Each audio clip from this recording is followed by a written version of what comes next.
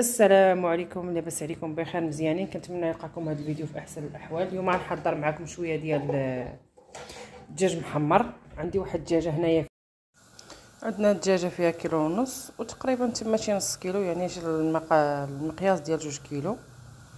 غنديروا لكم على طريقه الشكل محمر، ونبداو نعرفكم مع شويه الخضار مشرمله وخليكم معنا. المهم غنحتاجوا الدجاج، غنحتاجوا البصله، غنحتاجو هنا عندي الكبده والكنزه الحنزله والكبد ديال الدجاج، غادي نضرب لهم السلقه، وعندي الزنجبيل القرفه، عندي الكركم والابزار والزيت، وعندي الحامض مصير كيقولوا له بالعربيه الليمون مرقد يعني ومخلل. هنايا الثومه والقزبر مدقوقين بهذا الشكل هذا، مدقوقين باش تبان لكم هنا في الشميشه مدقوقين. المهم غنبداو على بركه الله. كنتمنى تجربوه وتردوا عليا البنات.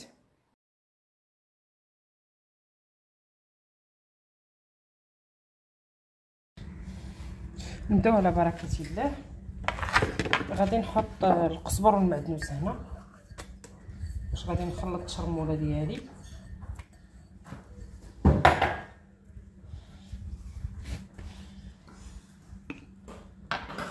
غادي نزيد عليها فلفل اسود.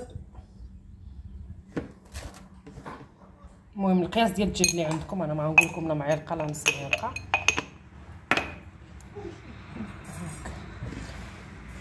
وغادي نضيف الكركم حتى هو القياس اللي غادي يقدكم في الدجاج.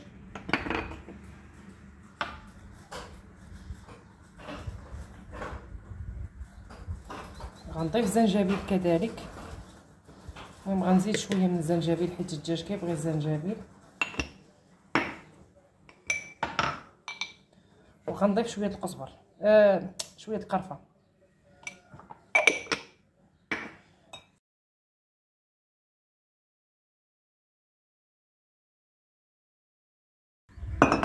وغندير واحد القطيره ديال الزيت البلديه عاوتاني، باقي واحد النسمه. وغادي نزيد شويه الحامض مصير، غنزيد هذاك اللوب ديالو ماشي الحامض مصير، غير اللوب ديالو.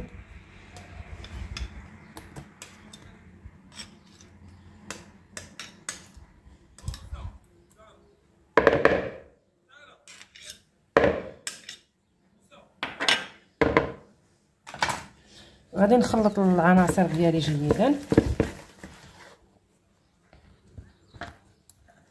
على هذا الشكل هذا.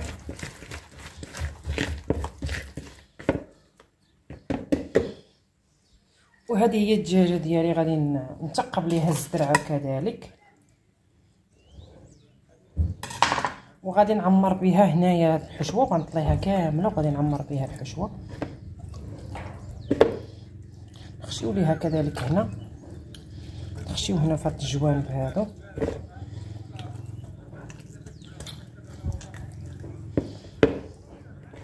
ونخشيو كذلك هنا. المهم نشرملوها كامله الدجاجه من الظهر ديالها ومن الكريشه ديالها من كلشي، الجويه اللي فيهم. وهادو اللي تقبت بالجنوي غادي نخشي فيهم شرموله بحال هكا باش الصدر ديالنا يجي يجي حتى هو مشرمل، ما يجيش ناشف هكا. نخشيو فيه الشرموله صافي ونشرملوها، ونخشيو ما بين هاد الفخيطات هنا عاوتاني، نخشيو ما بين الجلده وهذا الشرموله صافي ونشرملوها هكا كامله.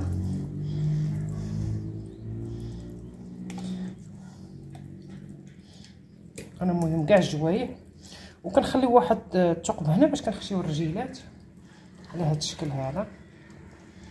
نجيبو عاوتاني الرجل الاخر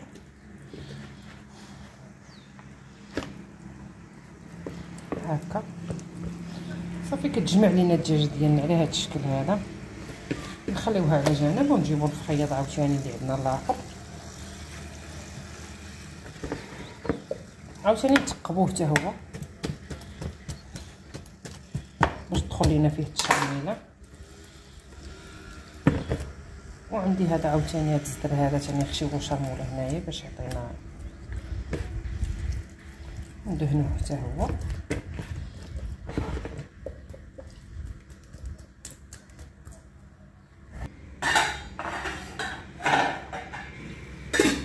غنوضعو فيها شويه الزيت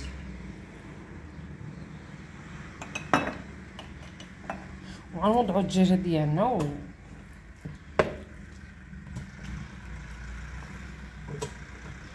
وحتى هاد العطريه هذه غنوضعوها عليهم.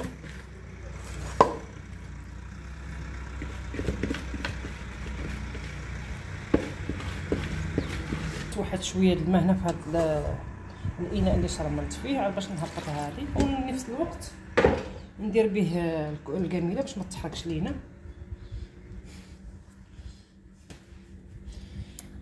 صافي ردوها فوق البوطه تشحر مزيان.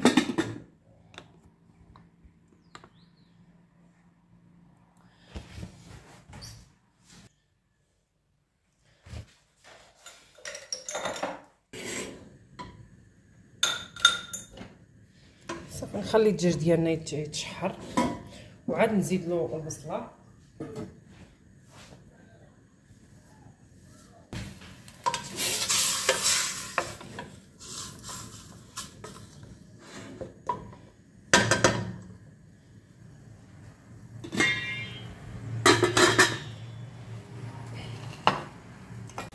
ودابا غادي نقرصو العجينه ديالنا.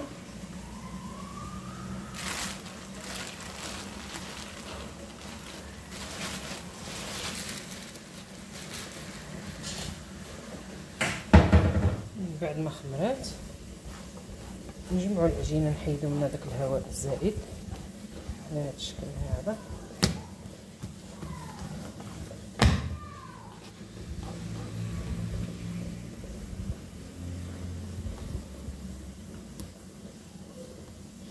غادي نرش شويه هنا في اللاطه على حساب باش ما تلصقش لينا الخبز.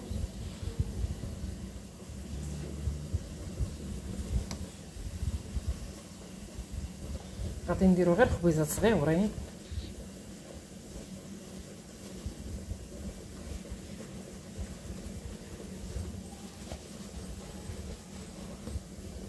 على هذا القد هذا.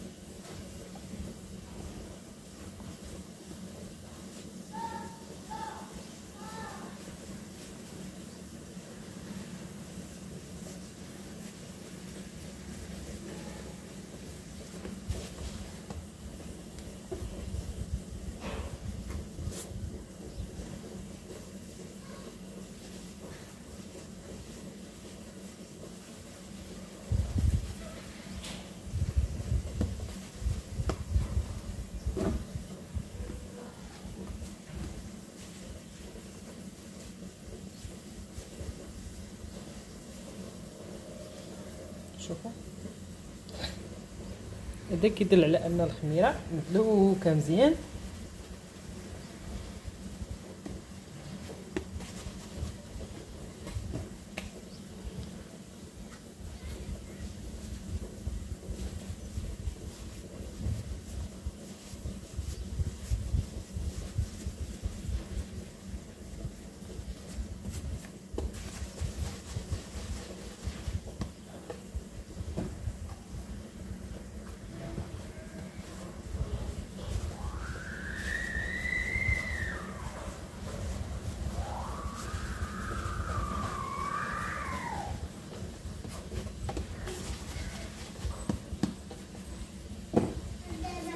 وهذه اخر خبيزه.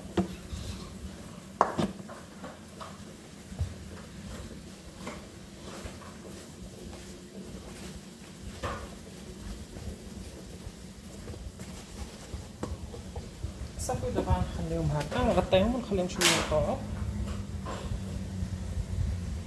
بين ما ساليت القرعه ديالي. هنا عندي الباربه سلقتها، الباربه او الشمندر الاحمر كاين اللي كيسميه الشمندر الاحمر. الدجاج ديالي هو كيتشحر. غنشد الكبيدات غادي نديرهم شويه د الماء والملحه يطبخوا ليا.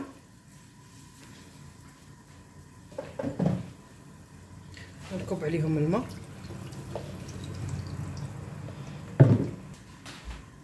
نضيف عليها الملحه على الكبده والكنازه يا البنات. هنا ما درتش الملحه حيت لانني داكه القزبر والثومه بالملحه، عاود الحامض عاوتاني كيكون فيه الملحه، فنحتاجوا على الملح باش ما يجيناش مالح. صافي نبداو نقلبوا الدجاج ديالنا بحال هكا، نقلبوا في ديك الدجاجه ديالنا وهاد الاطراف اللي عندنا.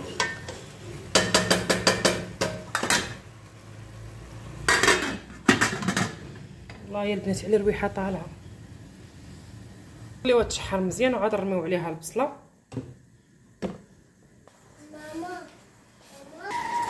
وهذا ديالنا راه كيتفخ كيغلى يعني.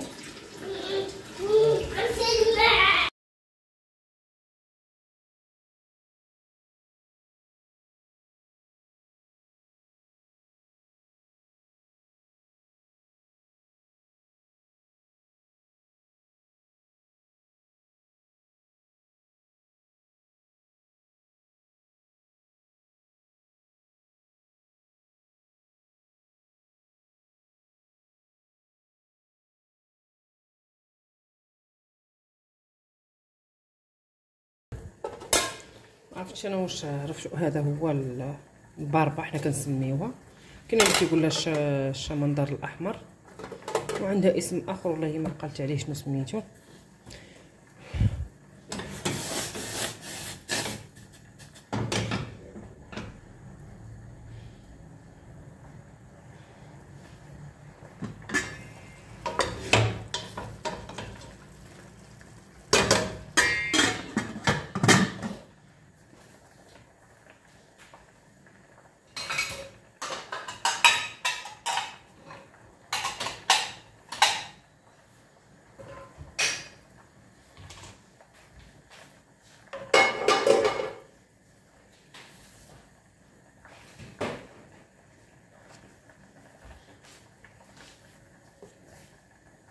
ومن بعد ما غلا تشحر لينا الدجاج مزيان غادي نزيد البصله. هنايا عندي واحد جوج بصلات يعني باش نخليو الدغميره، لابد خصنا تكون عندنا البصله كثيره.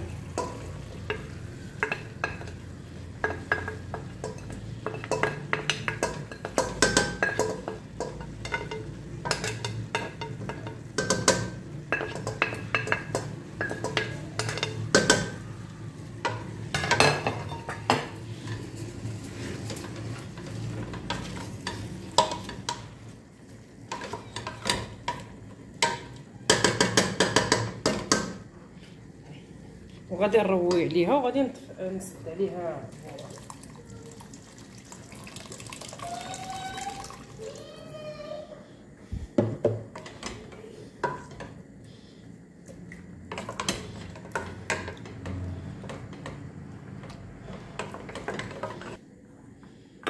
وغنضيف البنات واحد شويه، نزيد شويه الحامض مصير يعني صحيح ماشي بحال اللي درت دابا، عاد نحطو تماك على جنب وغادي نخليه هاديك. المهم هذه هي تسلقات ليا، غادي نطفي عليها باش نصفيها، والبطاطا هي كتسلق ليا هنايا.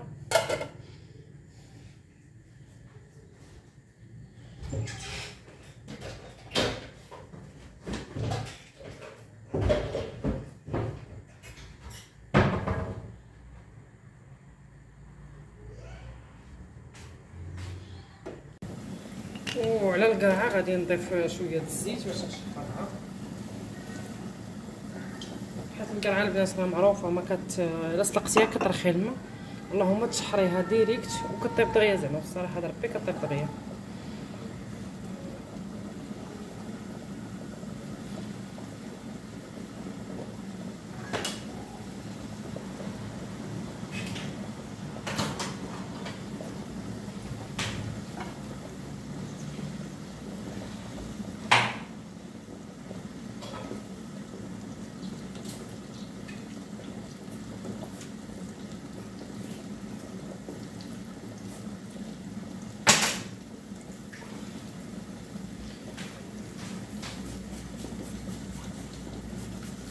غادي نحك عليها واحد الطريه ديال الثومه،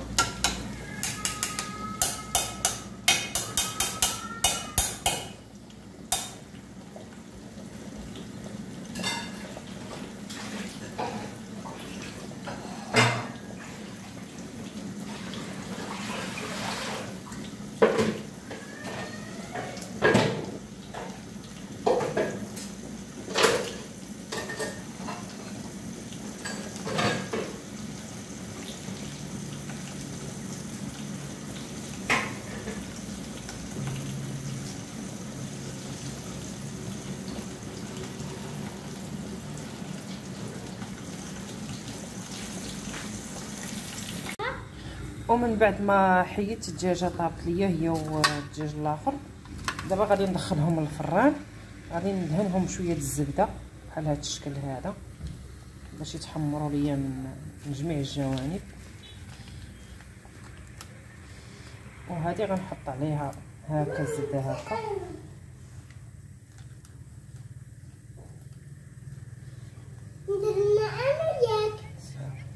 وفرشت ليها بطبيعه الحال ورق الزبده. عاوتاني غنجيب هادو هنايا ونحط فوقهم الزبده بهذا الشكل هذا. ودابا انا راه كنخبز الخبز،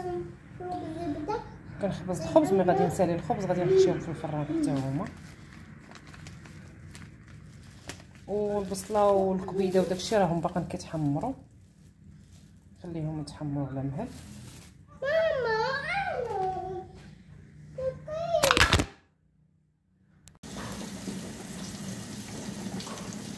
ودابا غادي نضيف ليها من بعد ما درت الزيت وحطيت داك الزيت ديال الثومه، غادي نضيف ليها الملحه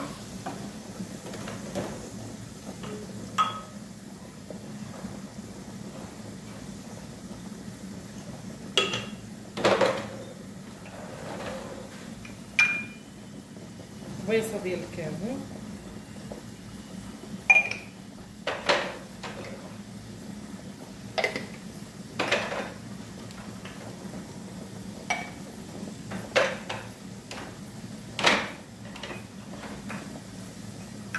بيصه ديال الابزار،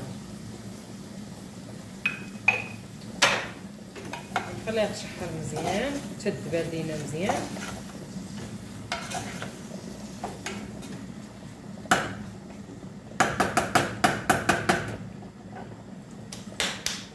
البطاطا ديالنا هي باقا كتسلق، الخيزو ديالنا هو عاود كذلك كيتسلق.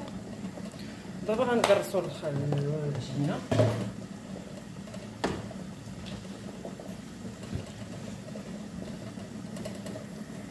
بعد ما درت لهم غيجيو على هذا الشكل هذا. دابا غنسالي الخبز، راه عندي الخبز في الفران كيطيب.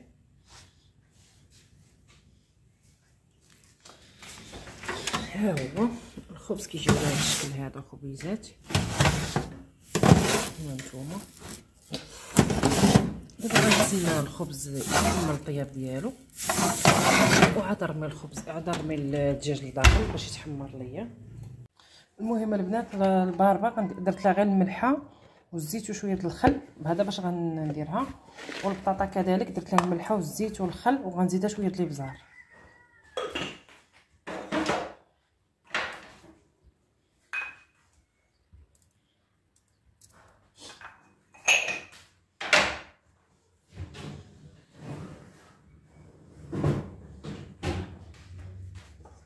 خيزو هنايا درت ليه غير الثومه، جبود ديال الثومه محكوك وشويه المعدنوس، ودرت ليه الزيت والملحه والكمون، وزدت ليه واحد شويه الخل.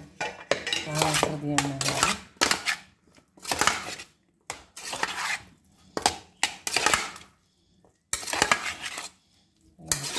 هذا.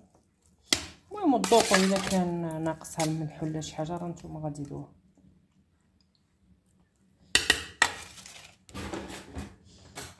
بالنسبه ليا هذا شنو هذا الضربه كذلك.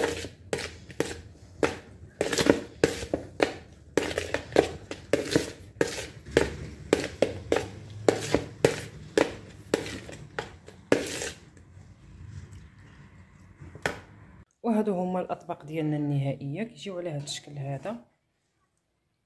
الشلاضه ديالنا هذه الضميره، هذا الدجاج اللي درنا له هكا بهاد، وهذا الخبيز ديالنا يجي على هذا الشكل هذا. نتوما البنات، المهم الشا انا غنزيد الشرجم باش يعطيني زوين. وكنقول لكم بالصحه والراحه، وكنتمنى يعجبكم الطبق، وقولوا لي في التعليقات كيف جاكم الطبق.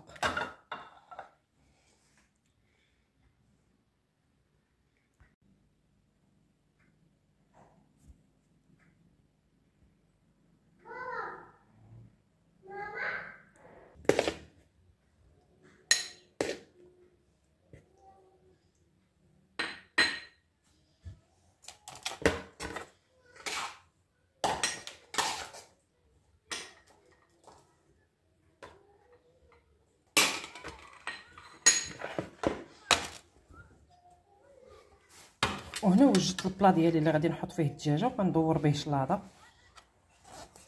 المهم ندير بحال هذا الشكل هذا.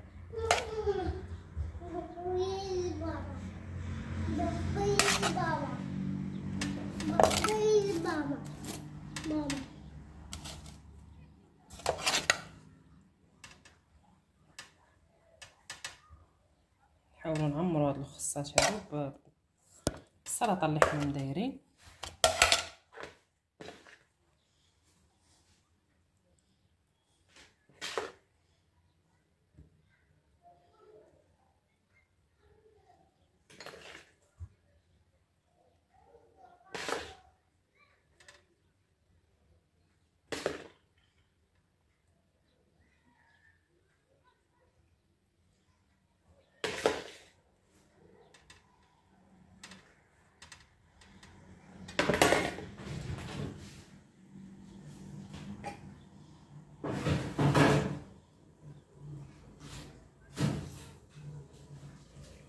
ومن بعد ما كتحمر لينا الدجاجه كتجي على هذا الشكل هذا غنحطها تفرد شويه.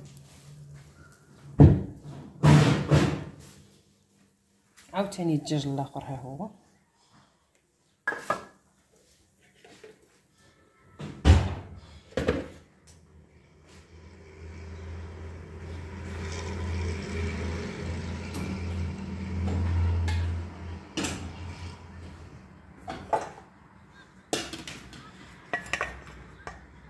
هنا عندي الجزر غادي نحطو هنايا.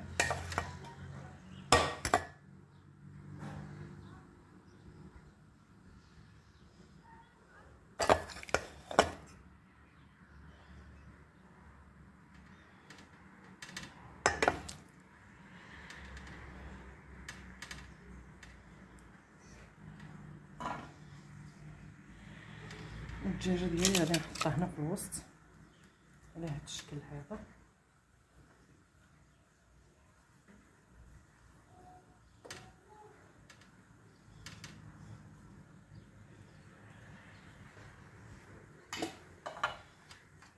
وهذه القرعه حتى هي بنعمر بها هاد الخصه هذه ونعمر بها هاد الخصه هذه.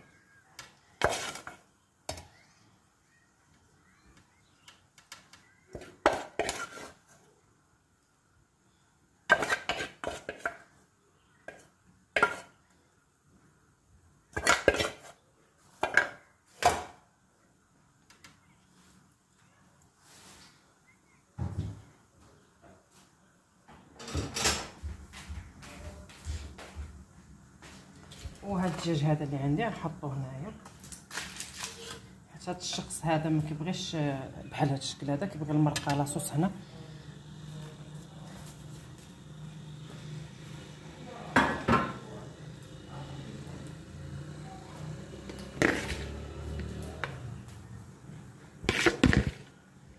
نقلي هنا شويه د الورقه.